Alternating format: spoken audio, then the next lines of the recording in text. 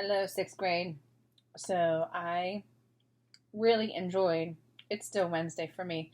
I really enjoyed our Zoom today and looking at your faces, which I miss. I miss saying good morning to you every morning and hearing of your wacky tales and seeing you guys do all sorts of weird things, and you're still getting bumps and scratches and falling off things and hitting things. So I guess some things never change, which that's kind of good too. I am back with you for literature for pictures of Hollis Woods. We are finding out more about Hollis just with the picture the third picture yesterday that we get little hints about the home before the Reagans, the stucco lady who says anything instead of anything. So there's a story to be had there with the house that she lived at, the lady with the stucco house. If you don't know what stucco is sometimes the outside of a house that has a really bumpy texture to it. Like it can be sharp. I know I've touched some stucco and it's sharp. I think they take some sort of cement type material and they lift up. So all those little bumps in the cement, they lift up and they dry that way. It's called stucco. It's usually something that is very inexpensive. I saw it a lot visiting Mexico because people just don't have fancy or money for fancy materials like wood or bricks, or my house has siding on it. It's like those panels of coloring that go along the outside of your house, siding. So you'll find more. Again, Hollis was abandoned as a baby, and so she's been in a lot of foster homes. So there's the one.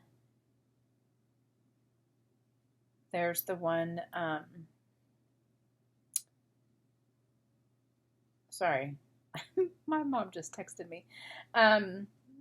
So she's been in a lot of homes, and so she's going to hint at all the different things that she's seen. We know that she's an artist. We know that she likes to look at things she has like colored pencil colors in mind. If you've ever looked at like a box of Crayola crayons or Crayola colored pencils, sometimes they have weird names. Like there's the macaroni and cheese color pen, or I've seen it more in crayons, but they do it for colored pencils too.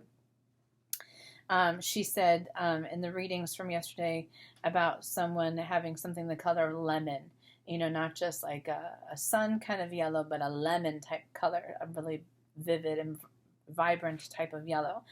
So Hollis, she sees the world and she sees things in colors. She talked about the Delaware River and she saw it in blues and grays and greens, I think was the other one.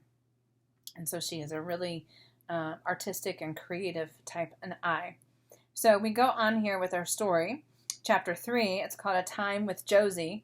Last we left in chapter 2, Josie was taking her in her car that she calls the Silver Bullet. It's a Buick car from the 1980s. And she took her to the ocean, the Atlantic Ocean, because they're in the New Jersey area, and so that would be over by the Atlantic Ocean side. So we are on page 30, chapter 3, and again, I invite you to either hang out and listen or to get out your own books and follow along. Here we go. Every night, we ate soup from a can, Josie, Henry, and I. We sat at the table under a stained glass lamp that tossed rainbows onto the kitchen ceiling. On the wall was a quick picture of Henry I had drawn. He was wearing boxing gloves and batting at the light cord. Josie whittled away on a slice of wood as we dunked bits of donuts or slice and bake chocolate chip cookies into the tomato soup. Ooh. Chocolate chip cookies dipped in tomato soup. Oh. On Josie's check days, we ate big.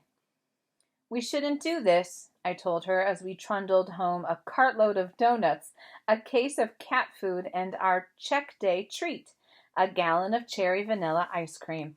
and enough Snickers bars to keep us chewing for a week of television nights. We should spread it out." Josie didn't answer. She hummed a scrap of an old song I had never heard before. That's the way she talked sometimes. She'd talk with bits of this and that. It could be even poetry. You had to untangle her words in your head like balls of knotted string, and sometimes she'd break off in the middle of a sentence, small frown lines on her forehead. I knew something the mustard woman didn't know, something even Emmy, star of the agency, hadn't guessed. Josie forgot things, forgot words, forgot what she was doing. Not all the time, but still too often. Josie knew it too. She'd look at me helplessly, hands in the air, and then I'd rush to finish her sentence for her or to turn down the flame under a pot of soup that was ready to boil over. "My cousin Beatrice is waiting," she sang one night, and handed me my jacket. She gave her straw hat a twirl. As she passed the hook, it hung on in the hall. Much too cold for this." "Where are we going?" I asked. "To the movies." "What will we use for money?" Josie didn't answer. She pulled a brown hat out of the closet and stood at the mirror, arranging the veil in front of her eyes. In the dim of the hall, she looked young. Her skin seemed to glow. She saw me staring at her, and for the barest second before I looked away, I could see that her eyes gleamed. "Wait a minute." She reached out and gently took my arm, so I stood in front of the mirror. I didn't much like to look at myself.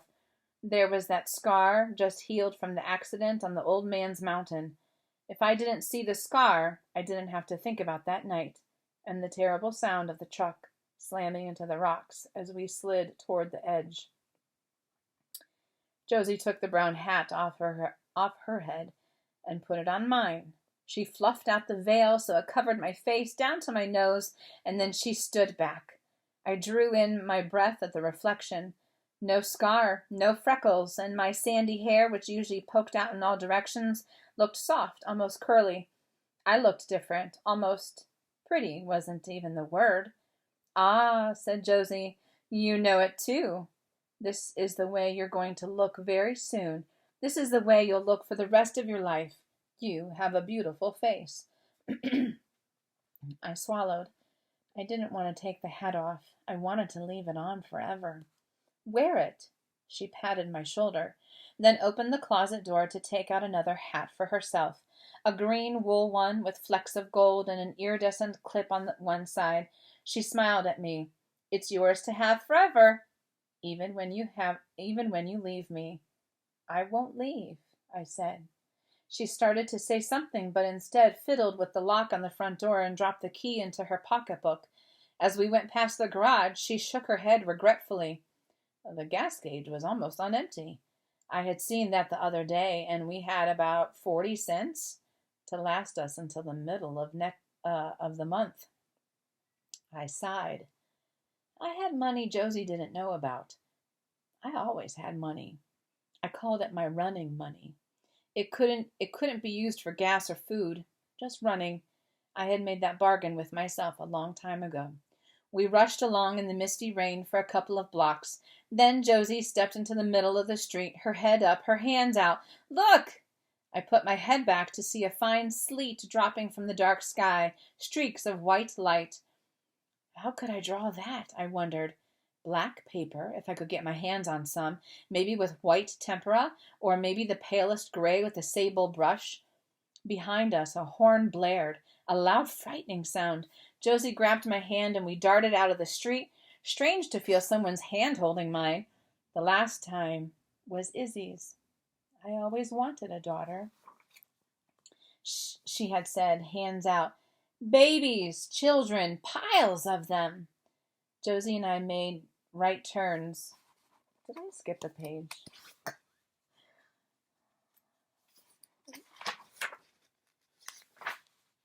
I always wanted a daughter. Okay. It just didn't seem to fit together. Sorry, guys. I'm still crazy. She had said, hands out, babies, children, piles of them. Josie and I made right turns at the next 3 corners. Then in front of us was the Island Theater. with small lights blurred in the mist that ran around the marquee. That's another spelling word, too. An old woman sat at the ticket counter. Not as old as Josie, but still her hair was a bundle of braided cotton candy on top of her head, and when she smiled, her teeth were butter yellow. Her thumb pointed at me. "What's her name, Josie?" "Hollis." Josie waved her hand at the woman. "This is Beatrice Gilchrist, my cousin, and my best lifetime friend, not counting Henry." "Gorgeous," Beatrice told Josie, and it took me a moment to realize she meant me. She leaned forward. "I would have seen you sooner, much sooner, but I've had a miserable cold." She winked at me. I didn't want to spread my germs around. We smiled at each other.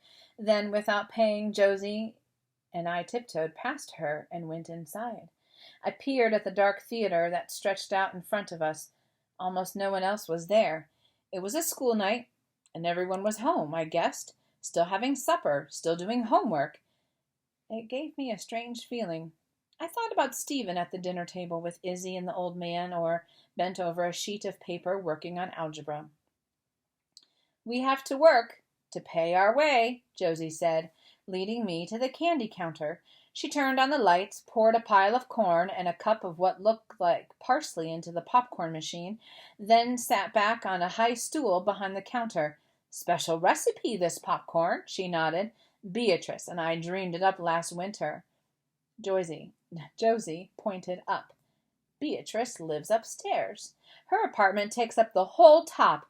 It's like a bowling alley." She shook her head. "Can you imagine?" I nodded, reaching for a kernel of popcorn. It tasted better than it looked. A few minutes later, 6 or 7 people came in. Josie poured popcorn into wrinkled paper bags for them, her mouth full, and then music blared and the movie came on. Afterward, we walked home, watching the mist swirl around the bare branches above us. "Well, that was a tearjerker," Josie said. I nodded, thinking about it. The story of a boy and a dog and Christmas in a small town in New Jersey. "Henry would feel terrible if we brought a dog into the house," Josie said, gliding around the icy puddles next to me. "I know." I was getting used to Henry. He spent almost every night on my bed now, and as long as I didn't stretch out my feet, he didn't attack. "But we can have Christmas," Josie said. "I have ornaments in the attic and an artificial tree. You've never seen the attic. What treasures!" She stopped, her face up to bathe in the sleet so it coated her eyelashes. "There's one ornament, a Santa Claus. Beatrice and I put it on the tree first, every year." She twirled around, arms up, dipping her graceful hands. I had that strange feeling again. Everyone was home, doing homework for school tomorrow, and I was watching an old lady dance in the street. I comforted myself with the thought of sitting in Josie's living room after supper every night, sweet chocolate melting on our tongues, wood shavings around our feet. "It's enough," I told Stephen in my head. "More than enough." I tried not to think of my W picture with the mother, the father, the brother, and the sister. And we'll go on to the 4th picture. It's called The Old Man's Mountain. By the way, chapter 3 gave us a little bit of insight into the person that Josie is. The way she's old enough so that, I don't know if you know this, but she's old enough that like this, the country, the state would give her money because she has it saved away from when she was a younger adult and working. And so they give her little bits of money every month, and that's it. She just gets that one chunk of money. Apparently, as Josie said, she spends it on donuts and Snickers and all sorts of crazy stuff that we would call junk food. She gets into the movie for free as long as they make the popcorn and give people snacks and treats. So we learn a little bit more about Josie's character, and she is a character. She's special. What was I going to say? Oh, anyway, and then we have this 4th picture, the old man's mountain.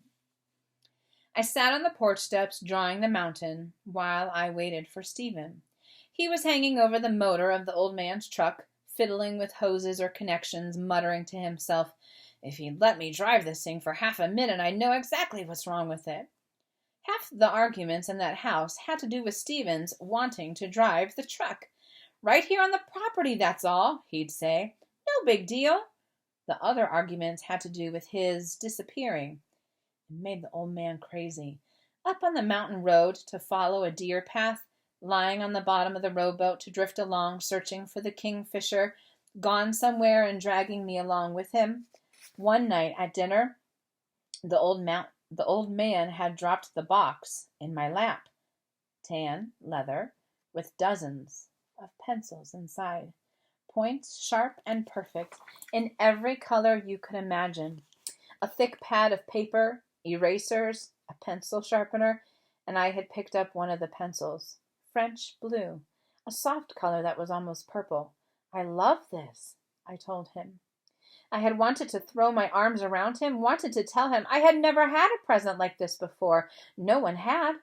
I wanted to tell him, but I didn't tell him. I ducked my head, my bangs a fringe over my eyes, but he knew. I knew he knew. The old man was an artist, but a different kind. He drew circles and lines and squares that turned into plans for houses and buildings.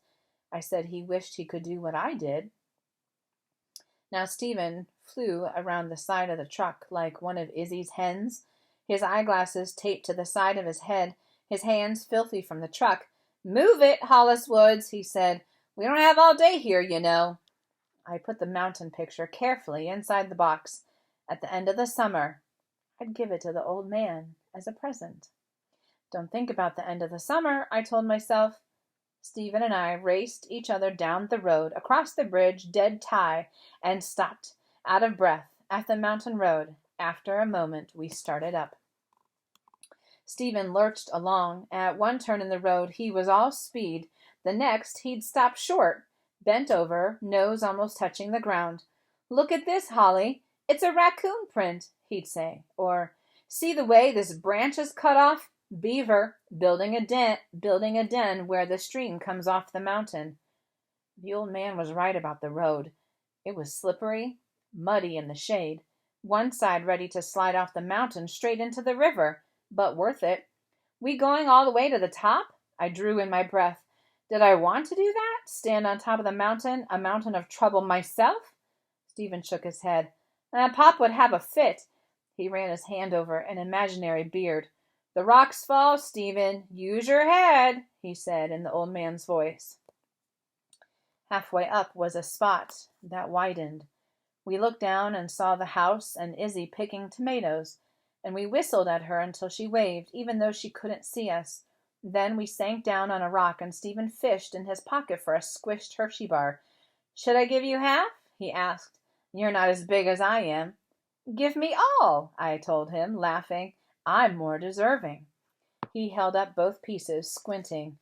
The old man would say that. I knew that. Somehow the old man thought I was a great kid. How had that happened? I swallowed, thinking of the lemon lady. "You want tough?" she had said. "I'll show you tough." And someone else, I didn't even remember who it was. "You've missed school half the term. How do you think you can get away with all this?" But I was a new person with the old man, with Izzy and Stephen. It was as if the angry Hollis were sleeping right out of my bones. Sorry, not sleeping, seeping right out of my bones, leaving chocolate as soft as that sticky Hershey bar.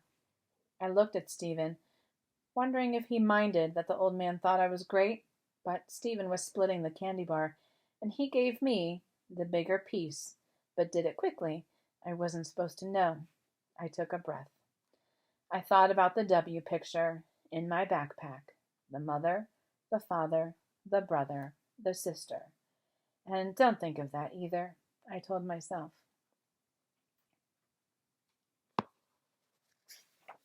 Hold on. All right, we're going to go one more chapter, okay?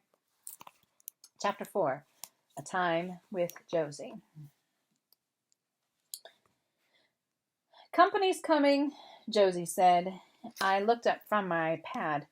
I was drawing a picture of a boat I had seen at Josie's canal, white with thin blue lines of trim, the name in script on back, Danbar J, and the captain hosing down the deck.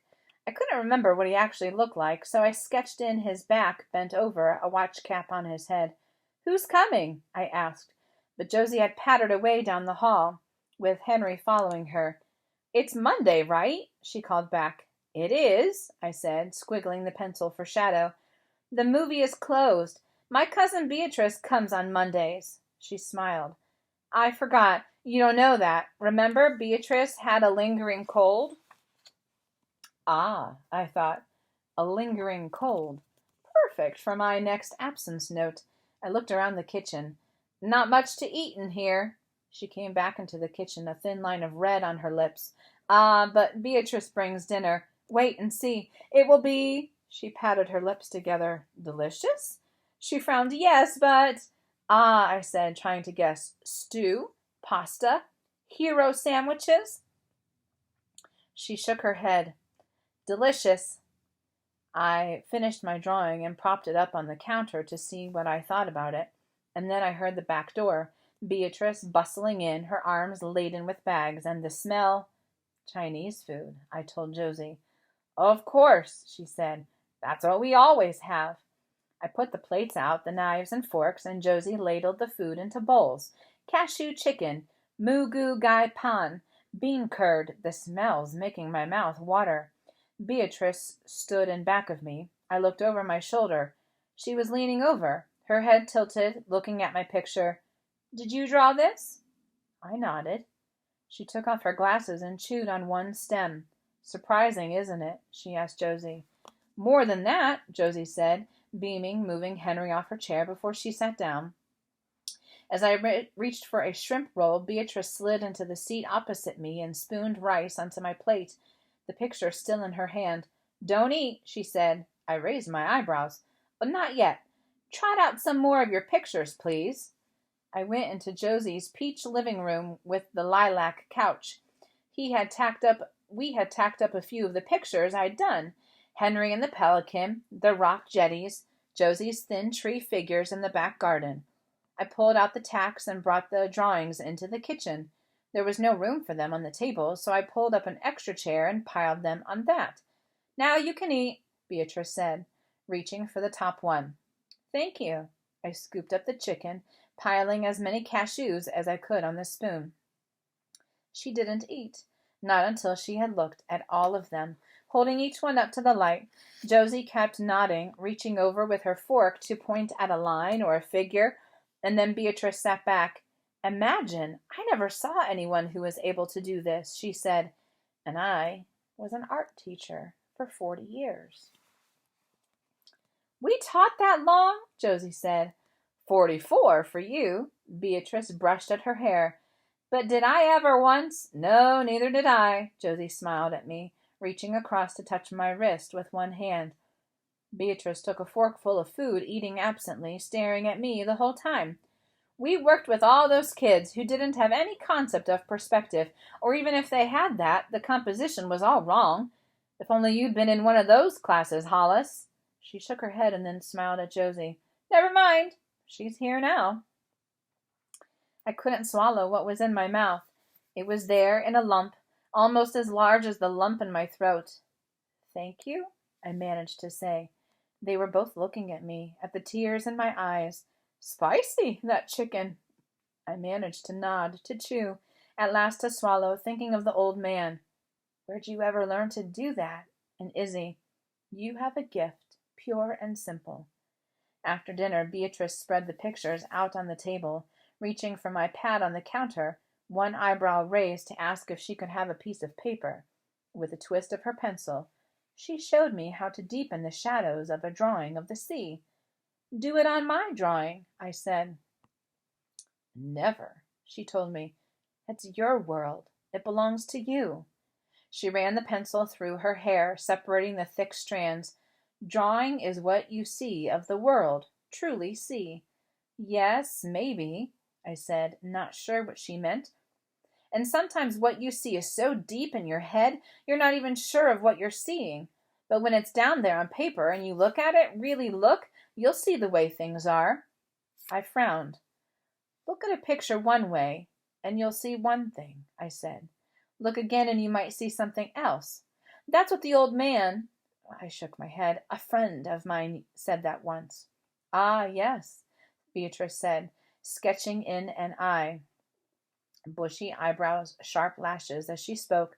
But that's the world, isn't it? You have to keep looking to find the truth. She ran one pinky finger over the eyebrow, the pencil smeared just enough to curve it upward, almost like a question mark. The other pinky softened the lashes. I watched her, fascinated. And something else, she said. You, the artist, you can't hide from the world because you're putting yourself down there too. I'm not hiding, I said, my eyes sliding away from her. She laughed. Good thing, because your soul is right there in front of you. She pointed to the sketch I'd drawn of Josie and her scarf. You see, it's what you think of her. She turned to Josie. Maybe I can take that trip now, leave you in Hollis's hands. She loves you already. I could see that Josie didn't know what Beatrice meant. A trip? To the Southwest. Josie nodded then. Yes, adobe houses, desert, flat rocks everywhere. I'll paint them all, Beatrice said. I looked from one to the other. Beatrice had picked up the pencil again, sketching herself, drawing a suitcase in her hand. And then she looked at me once more. You're going to be something. You and that language you speak on paper. She drew her other hand, waving. I love what you have to say, Hollis Woods. I sat there, hardly breathing. You have that, she said. It's more than most people ever have. Count yourself lucky. And we will stop there today. So we read from pages 30 to 46, and we'll finish up there. So I'm going to type out your packet questions, just like I told you about, and just really make sure you do your best. If you have to go and rewatch this, if you have to go back to your book and look up what the right answers are, I don't want you answering too fast or with not enough details. Right, Mark Stephen? We like details. That you miss the question or you miss the answer. Okay? So just be careful when you answer because there's not going back and fixing your answers. Just do what you guys have done and label it 1 and then write your answer 2 and do your answer and so forth. And so I can understand easily how you're answering. Okay? Good to read to you again, and we'll do one more day this week on Friday. Bye.